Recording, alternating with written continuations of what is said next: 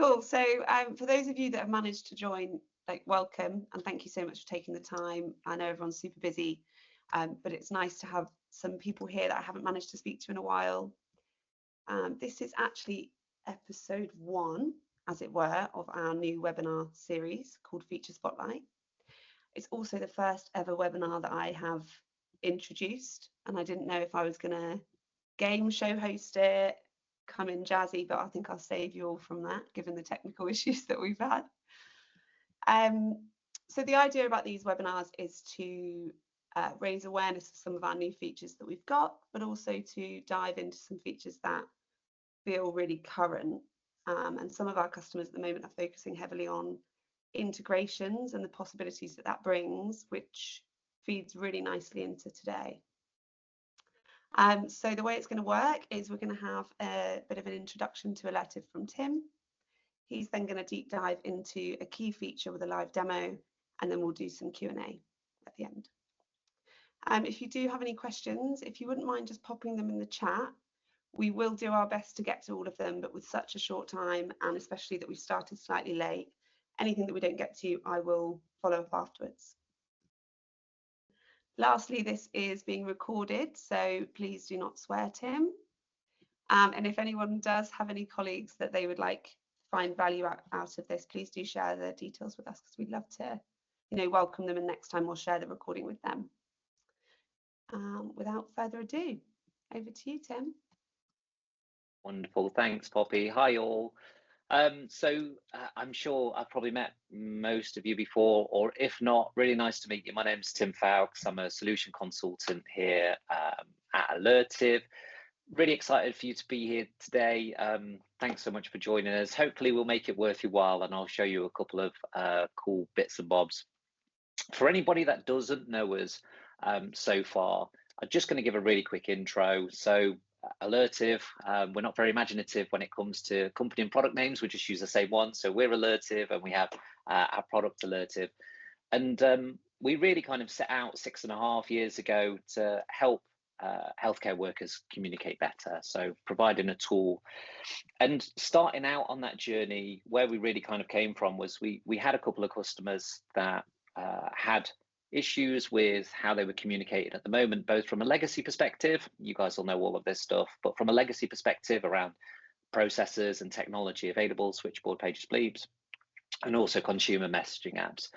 But as some of you may recall, one of the key things that we make available to our customers is the ability to now integrate with other systems. And many of our customers, I think we've got 17 customers live now, 19 maybe within the next couple of days if all goes to plan. We've got over 50,000 users on the platform. And many of the projects that we're doing with our customers now are taking advantage of these integration features. And it's many of these projects that are driving the new features I'll be showing you through today. So just from a high level, anybody that hasn't seen the product before, we have alerting and messaging capability, all done in a compliant way, but it's really this integration piece that we'll be talking about today. And we also wanted to kind of, instead of just showing you the features, we wanted to kind of put a bit of a story around it and talk about one of the projects that we're doing now. So it's just gone live a couple of weeks ago. One of the projects we're doing now, which is around deteriorating patient alerts. And so, bit of an agenda for today, the features that we're going to be covering. So these features that we've developed to enhance integrations, make them richer for our customers, are deteriorating patient alerts. We're going to be talking about single press buttons. I know that's why you're all here, really. You want to learn about single press buttons. Talk a bit about structured data forms, their relevance and how they're useful, and also integrated image capture as well. So these are the things that we're going to go over. So rolling into kind of this first piece, we'll talk about deteriorating patients first, and then get into the demo. This is just kind of set a little bit of context around the use case, really. So effectively, we had a prospect come to us, and instead of going for one of the traditional challenges around clinical comms or urgent communication, the first project that they wanted to do with us was they wanted to use our capability for alerting around deteriorating patients. This is now implemented and it is live in version 1, and we're going to be continually iterating it for them as well. But effectively, how this is working is our system monitors the EPR's API, and it's looking for these communications coming out. So it's looking for the discern notifications effectively that are raised by the EPR. When one's found, we then subsequently go and query the EPR's API for additional information, such as patient data. And then we collect that up into the alert that you can see here, which I've done a very obvious job of anonymizing, to be able to send those alerts out to the relevant teams to alert them to this deteriorating patient. Clinical care outreach team, but also using our roles capability, we've implemented roles within the locations. So roles are across the wards and the clinical areas. And by having roles associated with those locations, we're able to send, by understanding the patient's location, we're able to send alerts specifically to, for example, the nurse in charge or the bay nurses where the patient is, as well as clinical outreach team as well, the critical outreach team, sorry. We've included an automated escalation process in this, so if alerts go unacknowledged, we can escalate those. And ultimately, for our customer that's implemented this, the main advantages are it's fully auditable, so being able to see when something's happened, being able to match up both sides, the observation going, it being a using patient. But also for them, it's just flexible and configurable, and actually massively more affordable than the alternative. So I'm going to use this as an example now to show you some of the features of our system working. I'm going to keep it really simple on the demo today. So I'm literally just going to use a phone, and I'm going to use some third-party software here to instigate our API to be able to send the alerts through and show you some of those features. So first things first, I'm logged into the app. Hopefully you'll all be familiar with this. If not, we can catch up at a later stage for going through the app in some more details, but I'm logged in as me. And what I'm going to do here is I'm going to instigate an alert to my device via our API, so via integration, which is replicating the exact same thing that we're doing for the deteriorating patient alerts. So when I click send here now, you'll see the alert arriving on my phone. Hopefully you can hear that bleeping away as well. As a system generated alert, you can see here that I can take advantage of all the features of Alertive. Some of the things that you guys might not have seen yet is things like our ability to do formatting in the descriptions on the alerts. So being able to highlight certain pieces of information, being able to make it a little bit more readable. A couple of other things that you might not be aware that we can currently do is I can respond to this alert, and these responses can be two-way. So we can feed back to the originating system, for example, an acknowledgement or an attend unable. But also, again, something I've seen recently that some of our customers weren't aware we were able to do is we can provide like additional, I can change my response here as well. So I could change it to enable or back to attend or whatever else. So if I click the wrong thing initially, or if circumstances change, I can change that here. A couple of other things that are really useful as a system generated alert, we can show in the alert who the other recipients or participants of the alert are as well. So as my colleagues are receiving this, I can see whether they've received it, responded to it as well. So really, really useful.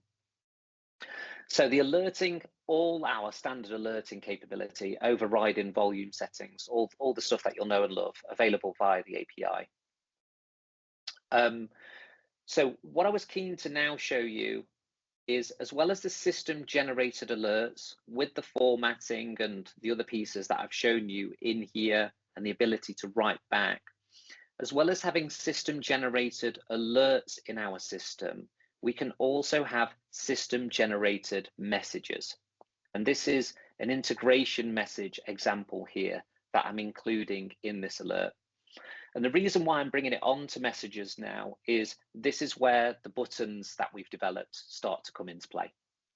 So an integration message, really powerful.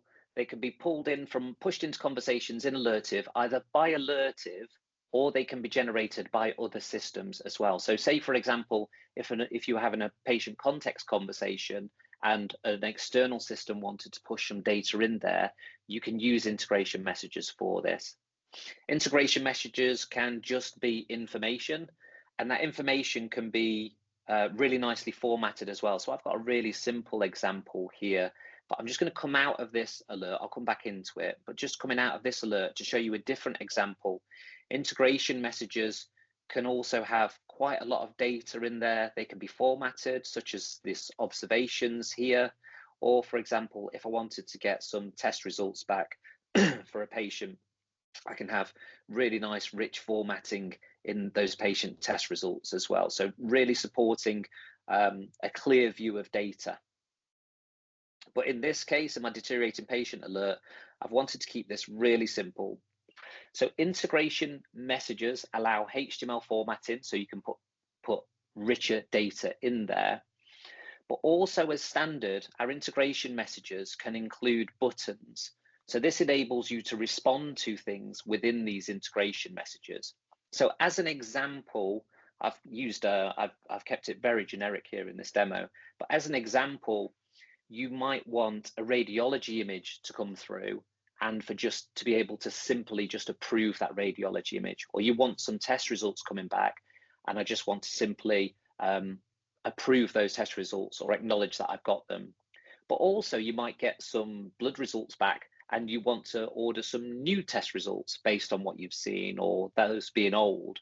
Or you might want to subscribe, for example. One of the common examples we show is using these buttons in integration messages. Say I get some data back from an external system like pathology results, being able to subscribe to that data for change. So we have these buttons in there already at the moment, but one of the things that we've learned from our customers that we needed to provide were buttons which only allowed, under certain rules, to be pressed a single time. And I'll actually open, hopefully, the correct version of, the correct version of our application here as well. So as well as adding this device into this alert, I also added my desktop client, my desktop user here into this alert too. So I can see the same information here in the alert.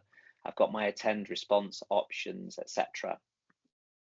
And in the messaging section, I can also see these integration messages on desktop too. So the idea with single press buttons is there might be processes that occur where you actually only want either an individual to press the button once, not more than once, or you might actually only want one of the participants of the conversation to be able to press a button. And in this instance, that's what we've put together for you. So on this integration message, per my account, I can only press this button that says per account. I can only press it once for me. So you can see now on the web, these two buttons are still active for me because I can respond as my own account, but I can no longer respond by this account because this account is the one that's already responded. This second button is configured so that only one account per message, so one participant of the conversation can click on it. So in this case, if I tap on this now on my iPhone here and respond with this option, you'll see that this now grays out on my desktop, so I can't respond to it here. So these buttons maintain their state across all the participants of the alert.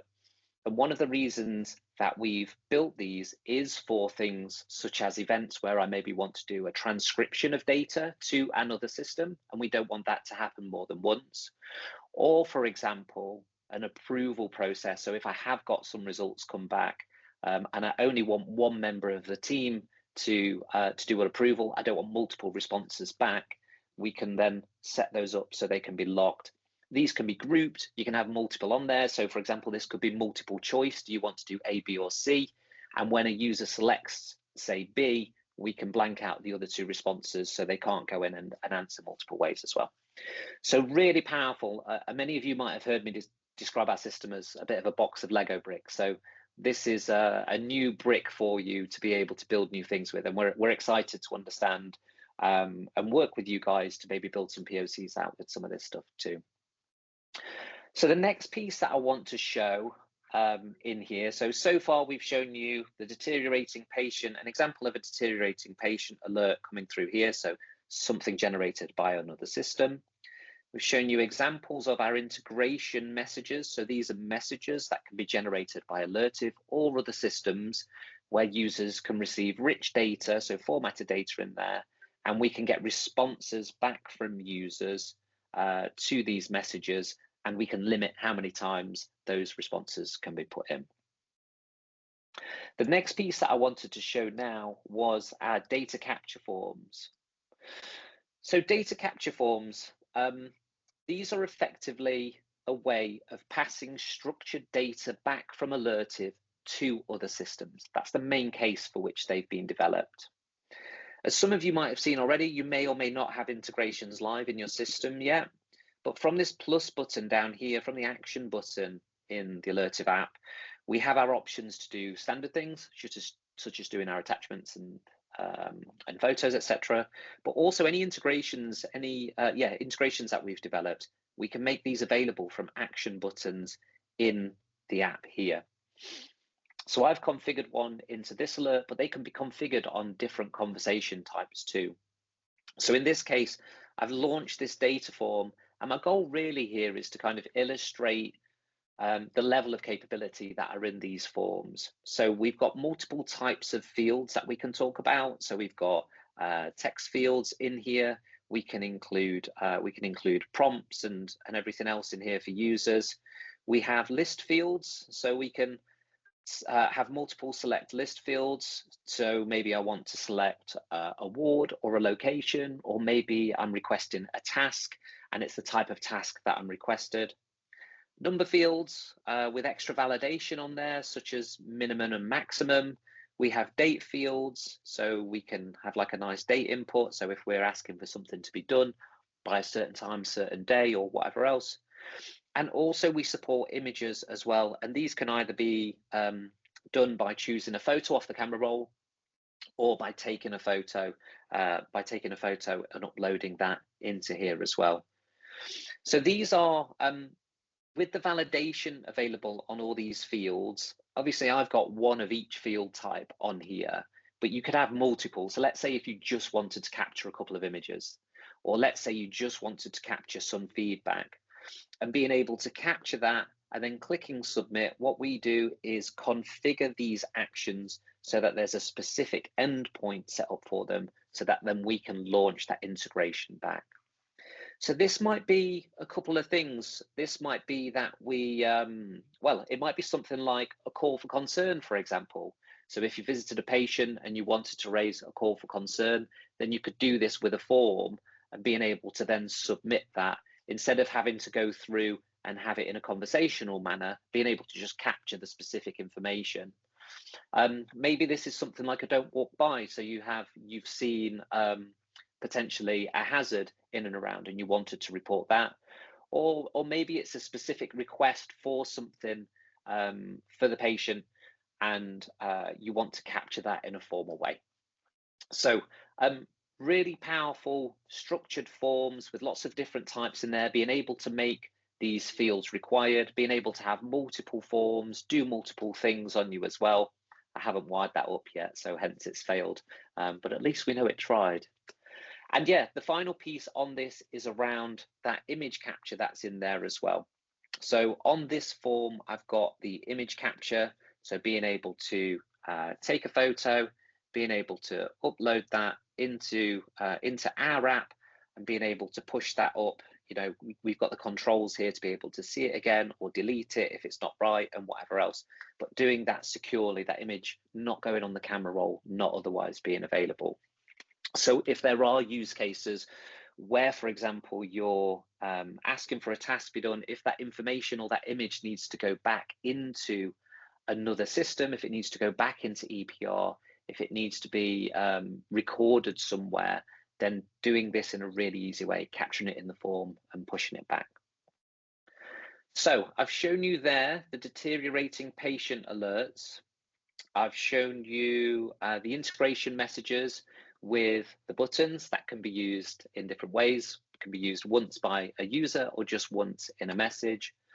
Taking you through the data forms with the validation, all the different field types that are in there, and also the data capture as well too.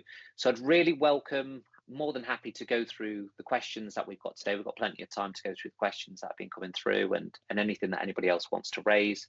But yeah, we would really welcome having offering technical workshops to you guys. So if you wanted to explore these anymore, how they might fit around your processes or any of the challenges that you're having, we'd welcome coming and seeing where these things can be deployed to help you a little bit more.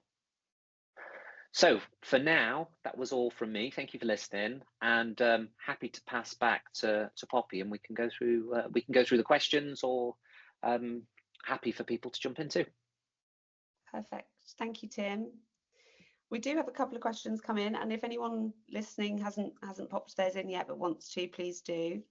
I can see that Ian's actually typing. Ian, I don't know if you just wanted to unmute. You had a question around the Cerner Oracle integration, and you're welcome to ask another. Perfect. So the microphone was dead earlier. That's why I typed. So I've got to shoot off to a micro round shortly, but we're starting with you guys. We're still trying to get through the DPIA to get going. But our hospital, out of our system, see 20,000 referrals a year, and a lot of this, 90% of it's not crap, but it's 90% of it is, I think, could be fixed with this. It's checking results, doing prescriptions, etc. and whatnot. So I'd be very interested in this actually, about reducing workload. So yeah, no, we would, Royal Berks would be an absolute perfect tool. We would love to learn more about this and have this give it a go as well. But I think we'll be probably late summer, I imagine. Right. No, thanks, Ian. Yeah, I think you guys are going live, aren't you, with emergency first, end of April, and then non-emergency. Yeah, emergency, non-emergency should be quite quick, and then phase 3 is integration, this type of thing, essentially. And this is all with Oracle, Ian, as well. This is against Millennium. Okay. Yeah, okay, perfect. And you've got good relations. I presume you've got good relationships with them. I know Oracle in the past have bloody charged us a fortune just to flick a switch and things like that, but they're not as bad as they used to be. We've really tried to work hard. I mean, obviously, some of your peers have kind of been able to blaze the trail out a little bit. So you do get the benefit of those guys. The work that we're doing around deteriorating patients massively is associated with their open API. So we've been able to kind of part of what we're trying to do is limit the scope. Well, not necessarily limit the scope, but be clear with our customers, like where we're in the boundaries of what's available on the API, and where we kind of wander out of those boundaries, which tends to make it a little bit more difficult. And then the other thing is call for concern. Again, it was actually originally started in Reading by Mandy Adele probably about 10-12 years ago. I know it's gone, Martha's Law, gone national, but we've noticed our workload's shot through the roof. And we just need a way of managing it, and this might be able to help that as well. Yeah, great. I look forward to exploring some of this stuff with you, Ian. Thank you. Cool. Right, I'm going to rush. Thanks, guys. Exciting times. Thank you. Cheers. I had a question about System C and CareFlow integration. Yep. Gaber, I don't know if you fancy unmuting and just asking a question. Hi. Yeah, sorry. I was just checking that because you mentioned you have 17 or 19 trusts or organizations already using this system. Were any of them using System C software, which is called Medway CareFlow, in different organizations? And how the integration went with that system? Yes. So we haven't done any integration specifically with System C with CareFlow yet. From looking at it, so from doing a POC, their API and how they work is following the standards which we currently use with other suppliers. So we've not got any concerns about interfacing with them on a technical perspective. Other perspectives, political and whatever else, they're actually more often the challenges that we face. But yeah, from a technical perspective, we've proven it out. Thank you. Thanks very much. Tim, we've got a question here from Aaron around barcode scanning with PAS integration.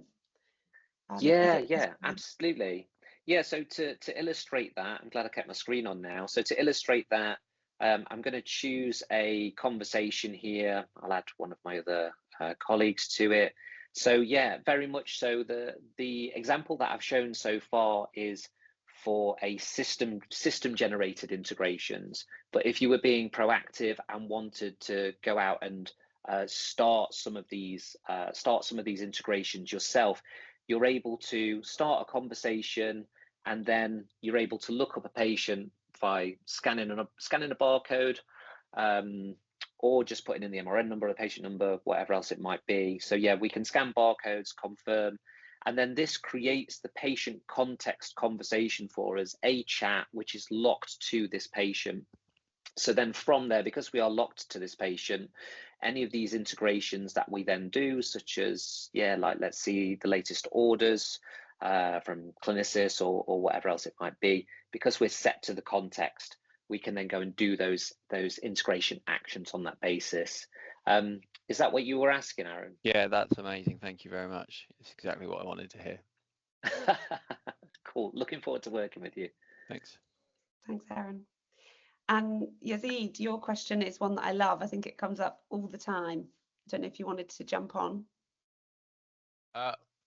Yeah, so we are still at initial stages, but we're quite curious to see the capacity. And we are working with your operations director, Paul Lowry. So he's enabled some of the futures, and it's quite interesting. We really want to get on and do some testing. We have a UAT environment, but at the same time, we are also in the process of migrating from the traditional beliefs to Alertive.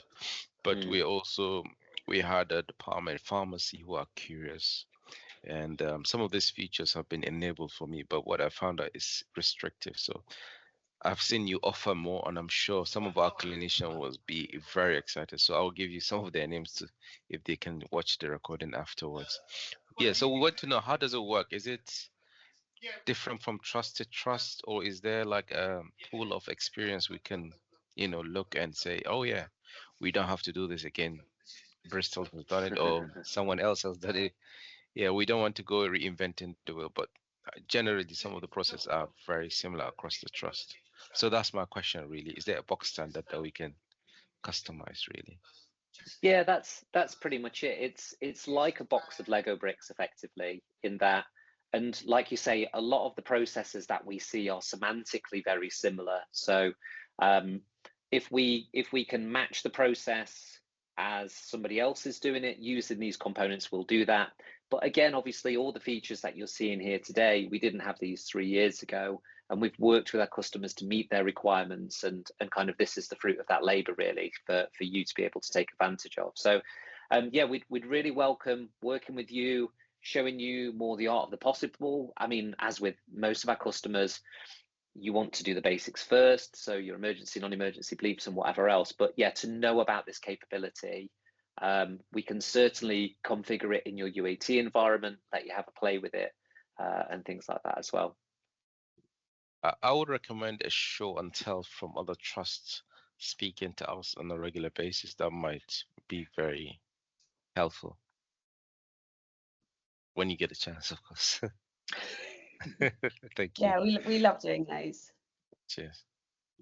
I think the nice thing is for you guys as well is you're so close to some of our other trusts that are doing real innovative things, so that shouldn't be too hard. All right. Thank you. Welcome.